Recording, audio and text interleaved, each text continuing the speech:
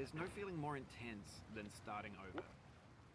If you deleted your homework the day before it was due, as I have, or if you left your wallet at home and you have to go back after spending an hour in the commute. If you won some money at the casino and then put all your winnings on red but it came up black. If you got your best shirt dry cleaned before a wedding and then immediately dropped food on it. If you won an argument with a friend and then later discovered that they just returned to their original view. Starting over is harder than starting up. If you're not ready for that, like if you've already had a bad day, then what you're about to go through might be too much. Feel free to go away and come back. I'll be here.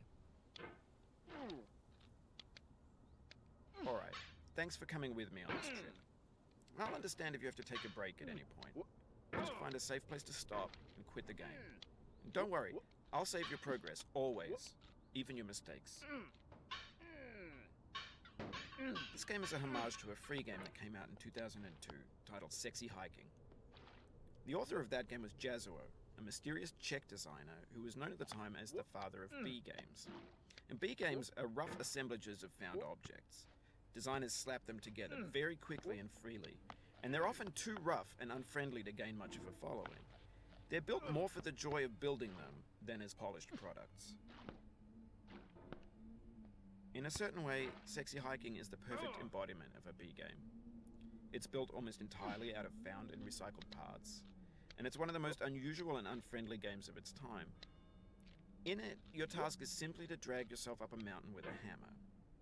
And that act of climbing, in the digital world or in real life, has certain essential properties that give the game its flavor. No amount of forward progress is guaranteed. Some cliffs are too sheer or too slippery, and the player is constantly, unremittingly in danger of falling and losing everything. Anyway, when you start Sexy Hiking, you're standing next to this dead tree that blocks the way to the entire rest of the game.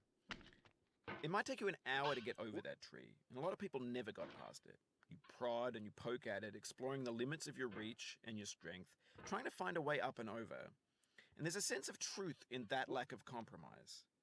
Most obstacles in video game worlds are fake. You can be completely confident in your ability to get through them once you have the correct method or the correct equipment or just by spending enough time.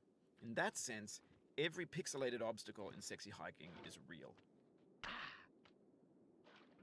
The obstacles in Sexy Hiking are unyielding, and that makes the game uniquely frustrating.